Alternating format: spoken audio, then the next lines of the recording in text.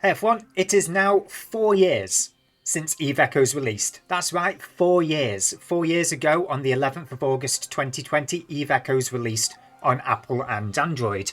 And yeah, it's the anniversary event. Now, of course, Netease being Netease, I don't even know how to describe this. So it is the anniversary, but the anniversary event itself hasn't occurred yet. In fact, for the international server, it hasn't even been broadcast to us yet that there is an anniversary coming up. What we do have, however, is some form of announcement regarding the anniversary on the Chinese side. Because that's what they do. That's what they do. It's quite a common trait at this point.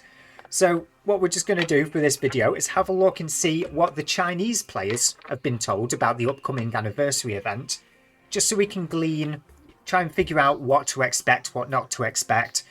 We know already that there are likely to be things in here that will differ from our own anniversary.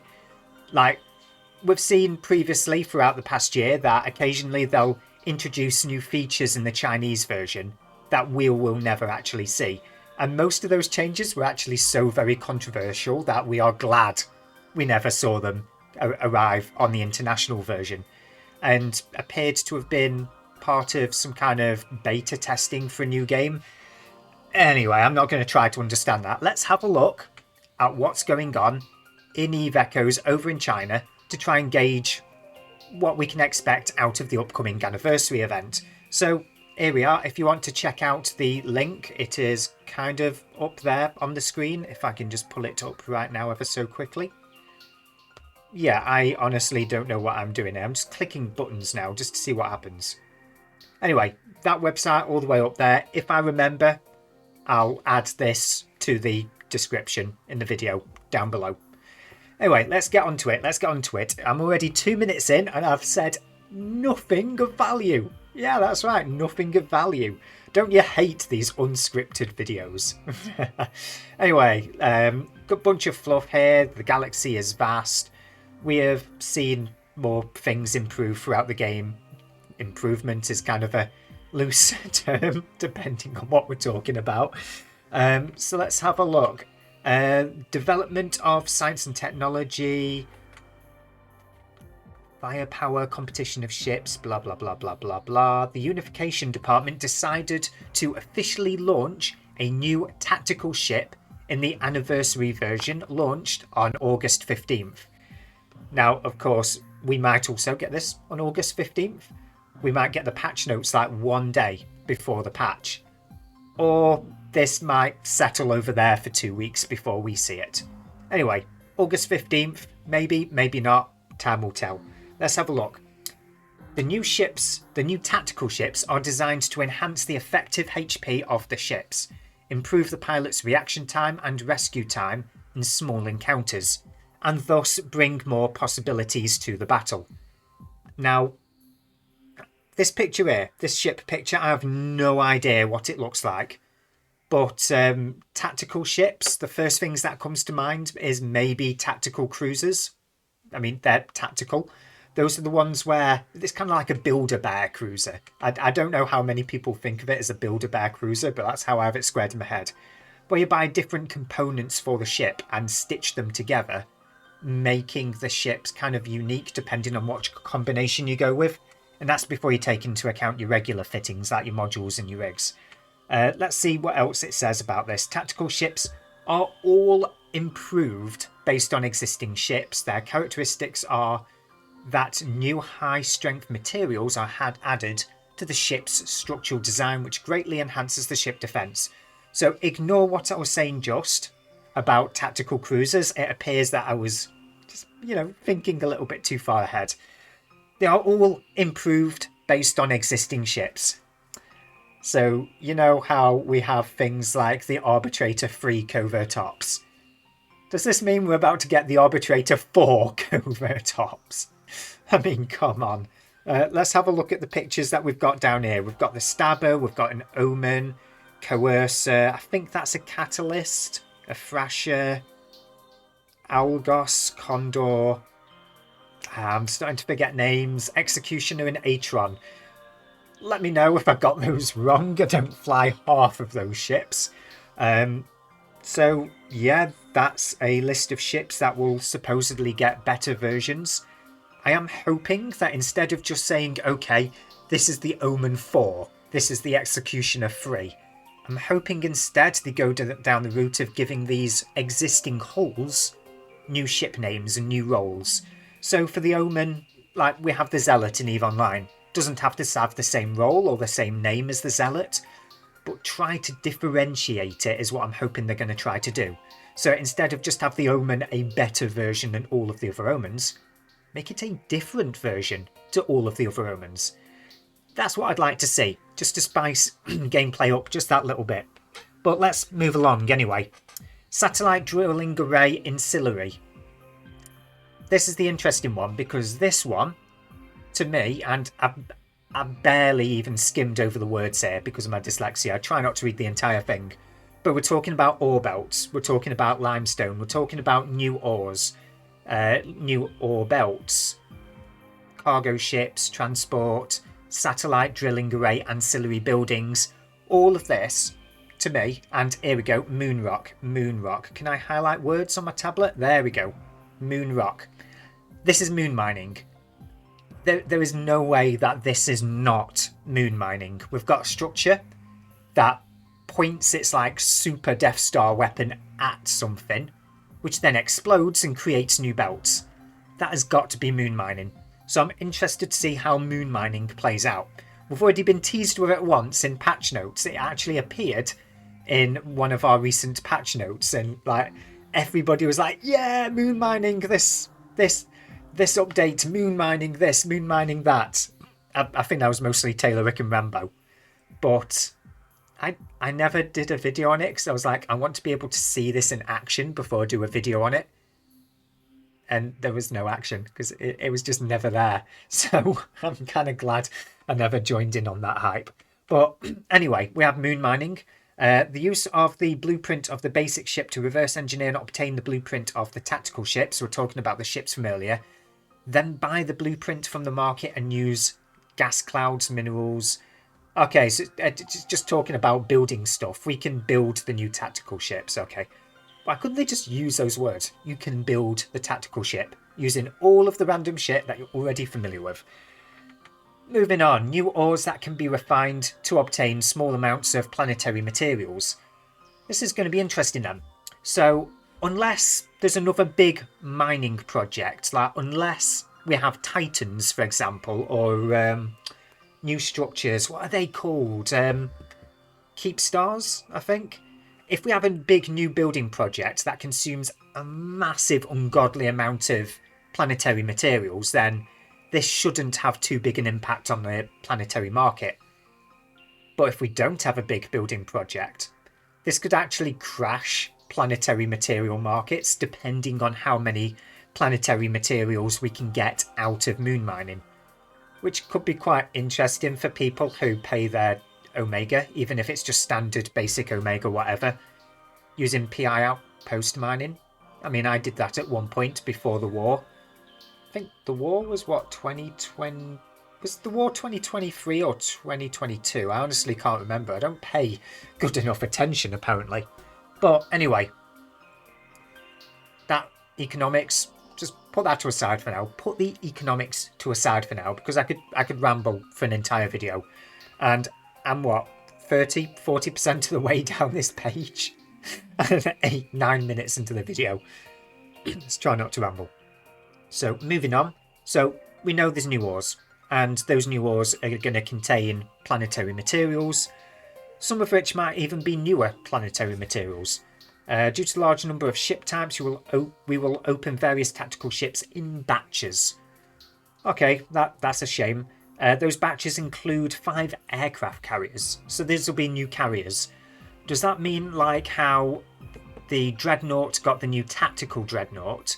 The carrier is going to get a tactical carrier. I know the versatile assault carrier is supposed to technically be the upgrade of the carrier, but it uses different skills, unlike the Dreadnoughts that uses the same skills.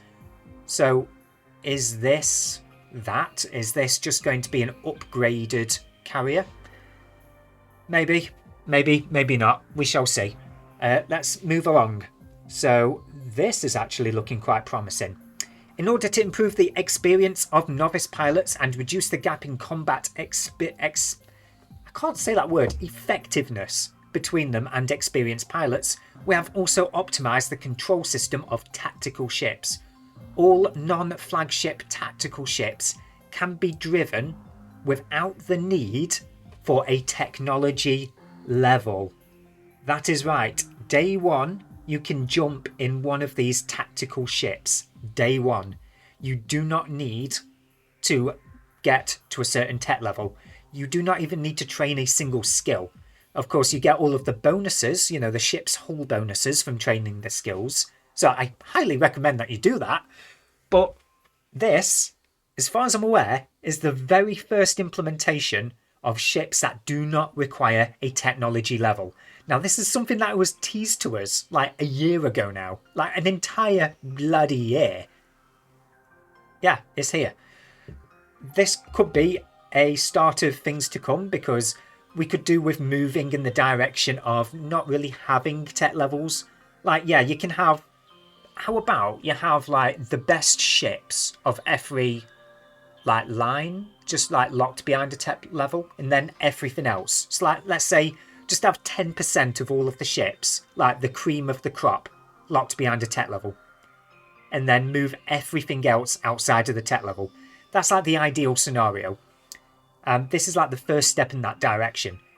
The only concern I have here is that these might not actually be better than their current counterparts. They might be like the trainer ship equivalents. But we're still talking about tactical ships. And if we recall from earlier, it was talking about making tactical ships more survivable so that pilots can better react to what's going on. So I surely hope that these are still better versions. If that's the case though, will there be a reason to fly the worse versions? I'm just going to put that out there. Is there going to be a reason to fly the worse versions? Moving along. Pilots can start the research function of tactical ships by obtaining and consuming ship blueprints. So we have ship blueprint consumption here. So if you want the Omen Tactical, and I've just realised one of my lights has just gone poof, I need to actually plug things into charge. Let's see if I can plug this into charge whilst reading from the screen. So, pilots can start the research function of tactical ships by obtaining and consuming ship blueprints. You can research and upgrade the 4 major subsystem modules of the ship's core, weapons, defense, and power, and install components with different functions to your DIY your own ship, to do it yourself ship. This is interesting. So earlier we were talking about tactical ships being existing ships, okay? So before, there we go, I am done hopefully with the light, provided that it doesn't fall over. Earlier we were talking about tactical ships being upgraded versions of existing ships in the game. Now we're talking about the ships having individual components that we can apply, those being the core system, the weapon system, the defense, and the power system. That is exactly how the tech-free tactical ships in EVE Online work. The wording is a bit different maybe because of translations, but the principle is the same. You define your ship's own characteristics, its own hull bonuses, the amount of stats that it has by what subsystems you apply, in this case systems, to compile that ship. But again, existing hulls. Now, it could be that tactical ships has been spat out in multiple instances by this translation software Google's using, and it could be that they've used 2 different words in these places and they both translated to tactical. That might be the thing. But what I'm actually expecting to happen here is we're not getting T3 tactical cruisers. Now, this is my interpretation based on, translations. But what I'm expecting here is we're going to be getting like an Omen tactical cruiser, an Executioner tactical interceptor, something like that, whereby we install these subsystems. Again, I could be wrong. It could be just complete translation garbage that's sending me down this route. So let's move along. The above systems can be researched up to level 30. After the research is complete, you can directly obtain the bonus effect of the corresponding research level of each subsystem level. In order to reduce the loss of pilot ships being destroyed and increase recovery of star coins, okay, researching ships will consume a large amount of star coins, but the manufacturing materials and insurance prices will not increase after research. How do I translate that in my brain? Well, easy. Star coins. Interstellar credit. So you've got interstellar, which might translate to star, and credits, which would translate to coins in this case. You know, bouncing things backwards and forwards. You have to bear in mind interstellar credits will have been translated into Chinese for them to write up these patch notes and understand the game itself. And then it was automatically translated from that Chinese translation to this. So, star coins, I believe this to be talking about ISK. Researching and increasing these levels will consume a large amount of ISK. We are talking here about a big ass ISK sink. Netease have made it clear in the past, or at least some of the developers there, that they want to start tackling the ISK inflation, because our increasing ability to generate ISK without an increasing demand to consume that ISK is just resulting in certain things like Plex, for example, just staying at a ridiculously high price. What we're seeing here is a massive ISK sink, hopefully a massive ISK sink. So like how with nanocores and implants, whereby you invest tons of experience, like resources into them to level up your ship's attributes in one way or the other. Looks like it's going to be the same here. You're going to be leveling up your ability to use the tactical ship like module subsystems stuff, and the higher your research is, the better it performs. So when you lose that ship, you've still got all your research, you still know how it performs, and you can still jump in and get that same performance. That is my understanding of what we're seeing right here. We can see a little demonstration of it in this picture down here, but it should be noted that ship research needs to start with the simplest frigate by continuing... Okay, so this goes into what I was saying earlier. It looks like we're not getting those cruisers. It looks like we're getting T3 frigates, T3 destroyers, T3 cruisers based on existing ships. By continuously increasing the total level of all ship research, the research function of higher tonnage ships, such as destroyers and cruisers, can gradually be unlocked. Okay, so we can't just go straight to cruisers. We can't just say, okay, the Omen is the best tactical ship, so I'm only going to invest in Omen cruisers. Looks like there's still progression. You're still going to have to work your way up to Omen cruisers.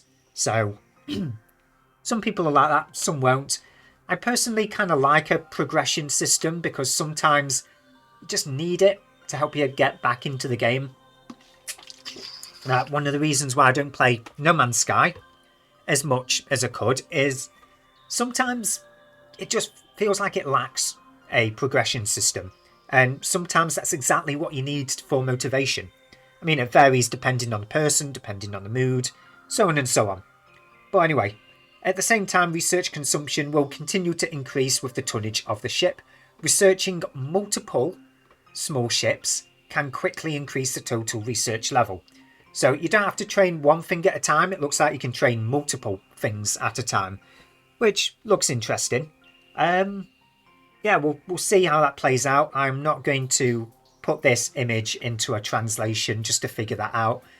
We can do that another time if necessary. Moving on. I wonder if I can translate that. No. Okay. Or can I? It's Google Lens on here. Search image. No, I'm not doing that. Moving on. When a subsystem is researched to level 10, a component slot. Okay, so we're talking now about how this is actually going to work. We're going to skip the whole how this is all going to work because I don't want to turn this into a tutorial video. based on a really bad translation. Let's be honest, for something that doesn't even exist yet.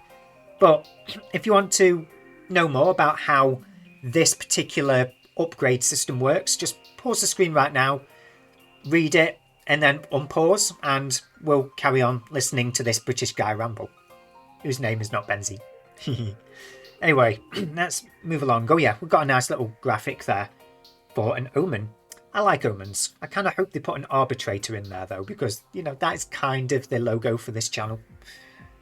Participate in various abnormal space battles, such as the Prosecutor's Abnormal Space, Annihilation Space, Flagship Annihilation, Flagship Assembly Point. This is all pointing towards Titans, because every time a new capital ship is introduced, we get a bunch of anomalies, and they'll have, like, as part of their title, something capital related. Here we've got Flagship, and I'm thinking, you know, flagships are meant to be a thing that you only have one of, or two of, you know. That losing one is like momentous, you know, it could be the make or break of an entire organization. So that to me speaks Titans. So we're talking here about being able to get Titan materials from Titan anomalies. That's what I'm seeing here. That is what I'm seeing. But of course, starting from September, new materials, which will be clone locked, which I absolutely hate. At least make it account locked. Make it account locked, not clone locked.